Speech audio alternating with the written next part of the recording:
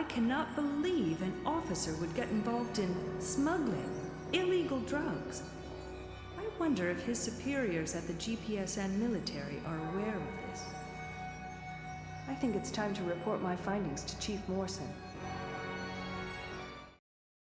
I have some important facts to discuss, Chief. The footage of Captain Perez's crash site revealed boxes of illegal tobacco products. They were scattered all over the ground. Footage? What footage? Remember?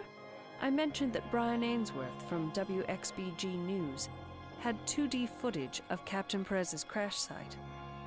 And? Well, the footage was extremely poor. But by using some software at the monitoring room, I was able to obtain a clear image of the crash site, which revealed boxes of illegal tobacco products. Our computers confirmed the findings. That is extremely hard to believe. A captain from our military smuggling tobacco products? I need to report this to our chief executive immediately. Where is the proof of your findings again? At the monitoring room. You can obtain it from Harold, one of Beverly's young engineers. I wonder if there's a connection between Bogdanov and Perez. An illegal connection, that is. Are you suggesting that they were a part of a smuggling ring? I still have a hard time believing that an officer of the World Union Armed Forces could be part of a smuggling act. Those packs of illegal tobacco products could have been easily placed in the crash site by someone else, you know? I have a feeling that those packs weren't deliberately placed there, Chief. I believe that Bogdanov was trying to establish a criminal ring in the Union, right under our noses, with or without the help of Captain Perez. I think you're jumping to conclusions in absence of hard evidence. Your ideas are noted, but you need to come up with proof. I know, Chief. I only have a little time. Continue.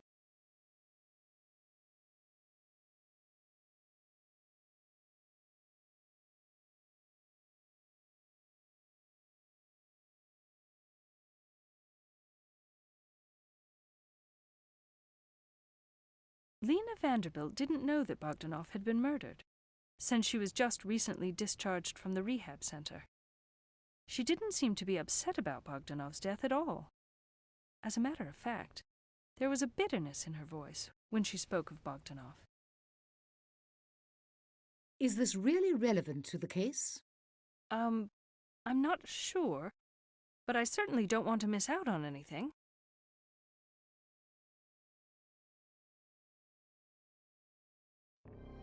Dr. Gazella Nemeth told me that the task force did not detect any sign of even a minor blow to Spencer's head, and their scans revealed no sign of exposure to any harmful high-frequency waves.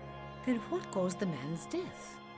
Well, they're pretty sure that there was some sort of an external manipulation to Spencer's brain.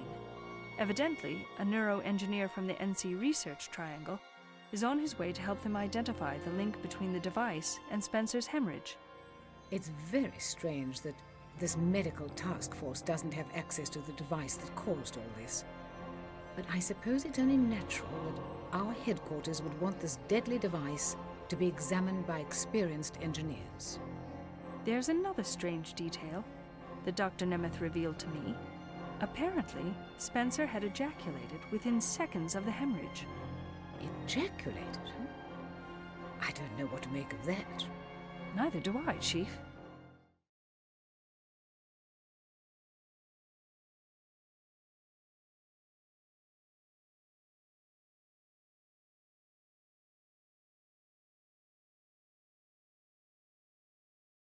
I have nothing further to mention at this time.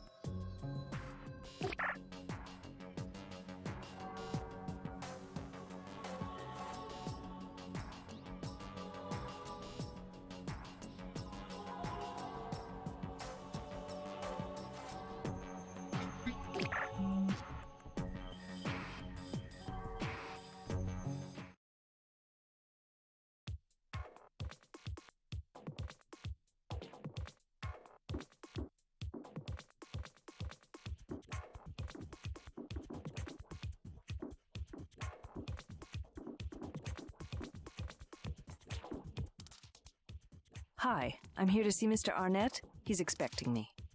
Oh, of course, Officer Wallace. By the way, would you like to receive another makeover? I guess I could.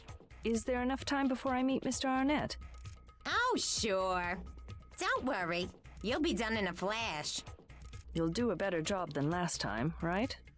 Definitely. The software we use here is highly intelligent. Your makeovers can only get better. Oh, Phoenix, you look wonderful. Do you really think so? Definitely. I suppose you're right. The color scheme on my face is somewhat strange, though. No, it suits you just right. You're just not used to it yet. Guess you have a point there. Oh well. Can I see Arnie now? Of course. Go ahead. Thanks. Hello, Arnie. It's me again. Hello, sweetie pie. Do you know if Mr. Bogdanov had any NGO duties? He might have left the country for such a duty and got into trouble. Oh, I put in so much effort. What effort? Effort to get Phoebe signed up for an NGO duty. And did he sign up? No. He had no interest whatsoever. I explained it to him, but he didn't care. What did you explain? I explained that it was very important for public relations purposes, and every affluent man was involved in at least one NGO duty. And, of course, you also mentioned to him that it was part of his debt to society, right? Oh, goodness gracious. Where do you get these philosophical lines? Those are for college kids. You cannot expect a man at Phoebe's stage in life to fall for such ridiculous ideas. You mean you don't believe that you're indebted to our system? Look, dearie, to get a man to change takes a lot of convincing. If you feed him the same bullshit that he's been exposed to all his life, you're not going to get anywhere. Besides, you're not saying anything that he hasn't heard before. You need to use words that will touch his subconscious. Meaning, words that they think of but never speak of.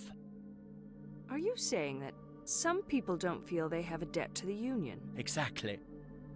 And why is that? What makes them so different or special? You have to understand we are talking about older and very affluent people. As you climb up the ladders in a society, you start feeling more and more like an owner. An owner of the society? Society, company, system, you name it. I am not saying this is how these affluent people think. This is how they feel. To an owner of the society, a debt to the society has no meaning. And I talk to these people along these lines in order to reach them. What you're saying is still puzzling me. But from what I understand, you're questioning some of the basic foundations of our system. And you could be prosecuted for violating our Constitution. Can you elaborate which article of the Constitution I might be violating? I don't know. I can't pinpoint it. But I'm sure somebody would find it offensive and sue you. And they do sue us, dear. But they can never prove any violation of the Constitution. Plus, the founders of our system believe in the importance of our services. That is why we have a special deal with the GPSN. Are you saying you are immune to such offenses? Let's just say we do not break the law, and we are needed for system's well-being. That's all.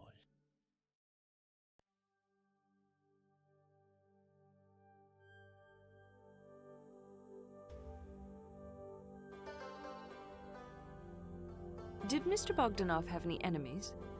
Well, you are asking the wrong person, but I highly doubt it. What makes you say that? Because, dear, our little Phoebe had no wings. He had no wings? What do you mean by that? It means he was just learning to walk. Mr. Bogdanov was a grown man. What do you mean he was just learning to walk? From a biological point of view, you are right. But from a business point of view, he was just a toddler. So, what you're saying, Arnie, is that his lack of experience in the business world has kept him from developing enemies? Good, you are learning, dearest. It's more like he is an ant in the land of elephants. Nobody will notice his presence, no matter how much noise he makes. So what made Mr. Bogdanov so unnoticeable? Why wouldn't he have developed any enemies? How about the fact that there are nearly 1 billion others like him in the World Union? Then, how do you explain his murder? Sweetie pie, I only told you about the dynamics of our society. Vibi was murdered in a rogue state. It's a completely different ballgame there. And I have no idea if he was an ant or an elephant in that society. So, in your opinion, the World Union has no connection to his murder?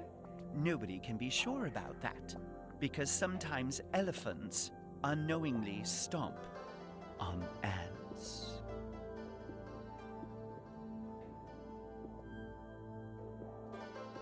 Did Mr. Bogdanov have many friends? No, he did not. What makes you so decisive about your answer? Because I know that he did not have many friends. He couldn't tune into the right frequency. You mean specifically here in the Union? Vibi did not have a good tuner in general. Now that I know he was an immigrant, I can easily tell you he may have even had similar problems. Before coming to the Union, his interpersonal skills were undeveloped and they needed a lot of work. Sounds like a real social outcast. He was an outcast, but he was also very greedy and possessed a very strong willpower. He had the right foundations to become a politically correct Union citizen. So you think it is greed and willpower that make an individual politically correct in our Union? No, you neither need greed nor willpower to behave in politically correct manners. Do you really think all of our citizens possess exceptional amounts of greed and willpower? Let me assure you, they don't. Greed and willpower are the basic ingredients to be successful in any society. If you possess those, you have the potential to become anyone you want, provided that you are ready to make sacrifices. So, was Mr. Bogdanov ready to make such sacrifices? That I am not sure about. He was supposed to make some important decisions this week regarding my proposed makeover, but I guess it wasn't meant to be. Did Mr. Bogdanov ever mention his relationships with others?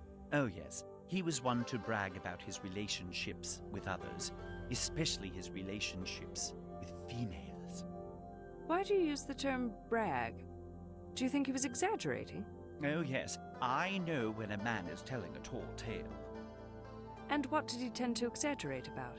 His shoe size, of course. Oh, what do you think, sweetie? And what do you mean by that? Oh, come on, girl. Don't play Ms. Congeniality with me. I have no idea what you're talking about. Tell me, in plain English, why you think he exaggerated about his relationships. Okay then, Ms. Plain Jane. Tell me, why does anyone exaggerate?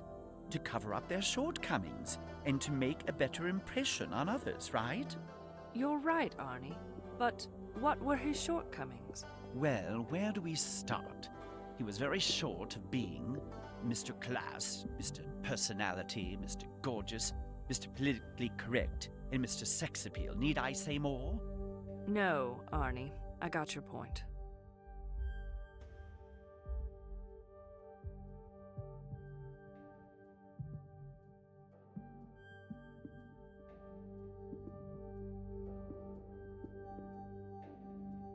I think I have all I need from you regarding my investigation, Arnie.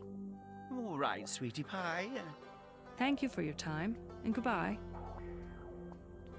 Arnie is so full of himself. He sounds like he's figured it all out. Me, Bogdanov, everybody. I don't think he's any use to my investigation anymore.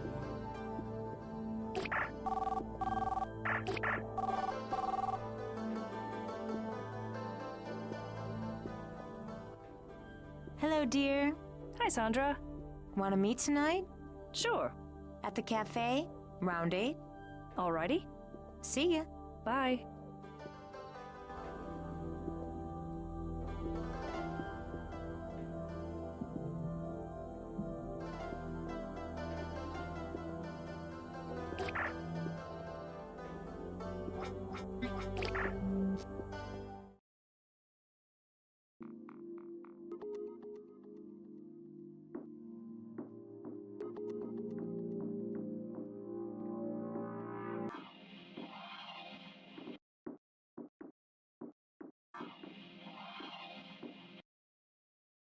Hello, Ms. Vanderbilt.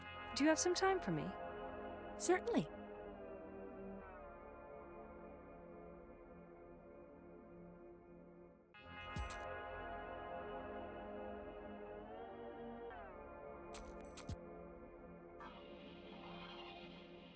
Do you know if Mr. Bogdanov was involved in other ventures? My goodness. You act as if I had an affair with the man. I just want to know if you heard him speak about any other businesses. No, I did not. And I wasn't interested. Can you tell me any specifics about your treatment at the rehab? All I can tell you is they took very good care of me, as expected. In what ways did they take care of you? Well, when I arrived there, I was a wreck. I really didn't know what end was up. You felt that bad, huh? I was addicted, all because of that bastard Bogdanov. He got you addicted? Well, let's just say he was to blame for introducing that non-certified device to me. Then what happened? When I told him I wanted to keep it a little longer, he said sure, for a price. So, he started renting the device to you. Was there any agreement about a free trial period? Yes. We made a verbal agreement for a free trial period. The first week. Then he introduced a weekly rental price, which doubled every week after that. But I didn't care. I had to have it.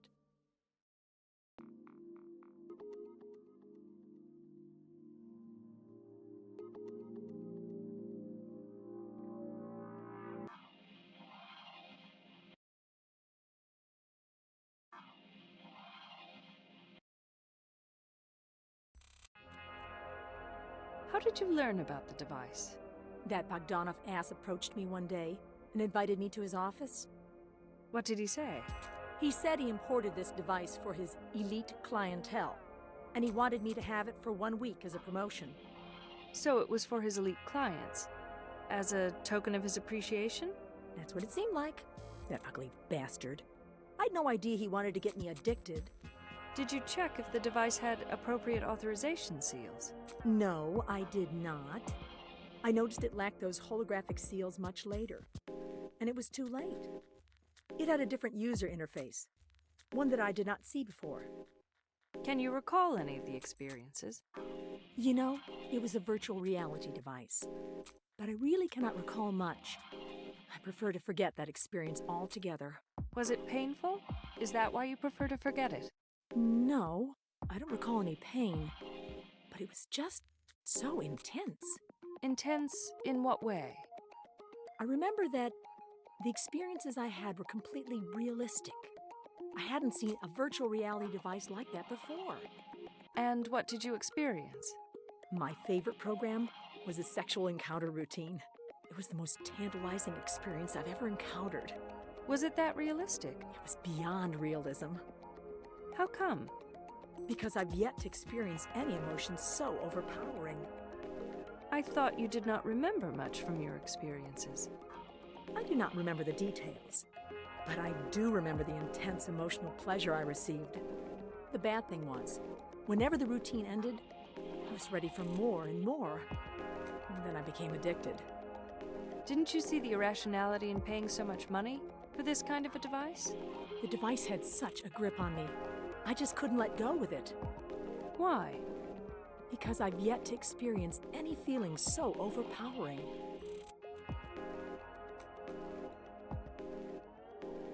Can you describe me the device, please? I'm not sure if I can. Do not worry. The GPSN suspect modeling software can be used for device descriptions. Well, I would have thought you would have seen one of these devices. Why do you need a description from me? For safety reasons, we are not granted access yet. Nobody knows how these devices actually work, so nobody is allowed near them until qualified personnel finish their observations. I see. I'll try to do my best then. Thank you. PA, establish link to Lena Vanderbilt's PA for the parallel usage of the suspect modeling software. Device description function.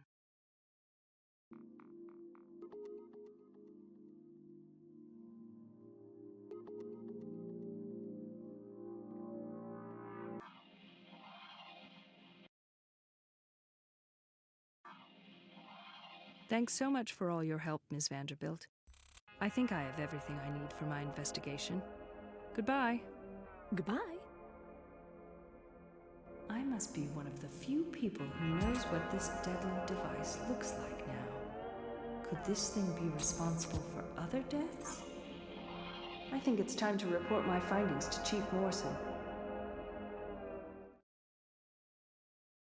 I have some important facts to discuss, Chief. Lena Vanderbilt told me that she had received excellent treatment at the rehab center. Evidently, her treatment was for an addiction she developed to a device that Bogdanov had introduced to her. Apparently, Bogdanov gave this device to her on a trial basis at first. However, after the first week, he started renting it at outrageous rates. Apparently, Lena Vanderbilt told me the device that she had become addicted to was a virtual reality device. She said that the experiences she had while using this device were completely realistic, and that she hadn't seen a virtual reality device like that before. Apparently, she vividly remembers the intense emotional pleasure that she received while using one of the device's programs. She claims that whenever this routine ended, she was ready for more and more, and that's how she became addicted. I have never seen or heard of a device with such a powerful influence on a person's emotions. Neither have I, Chief. Keep up the good work, Phoenix. Let's get to the bottom of this as soon as possible. My sentiments exactly.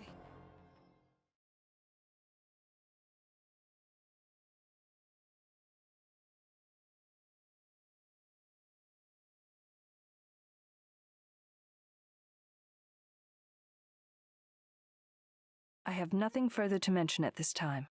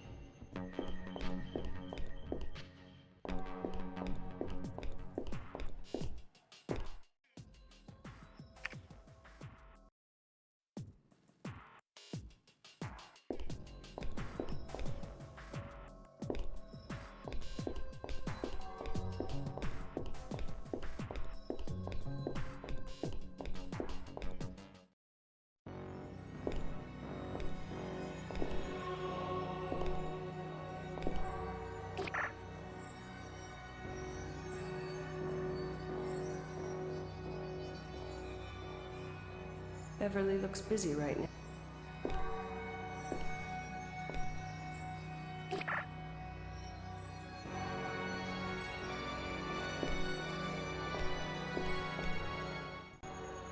Harold, I would like to look for this item in the footage. Okay, let's try.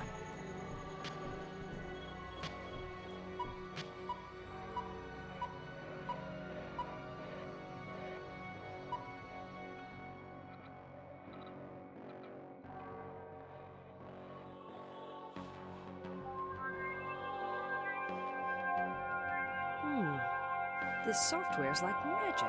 Yes, there it is. It is in pieces, but it's there. Wow. Thanks, Harold. Anytime, Phoenix.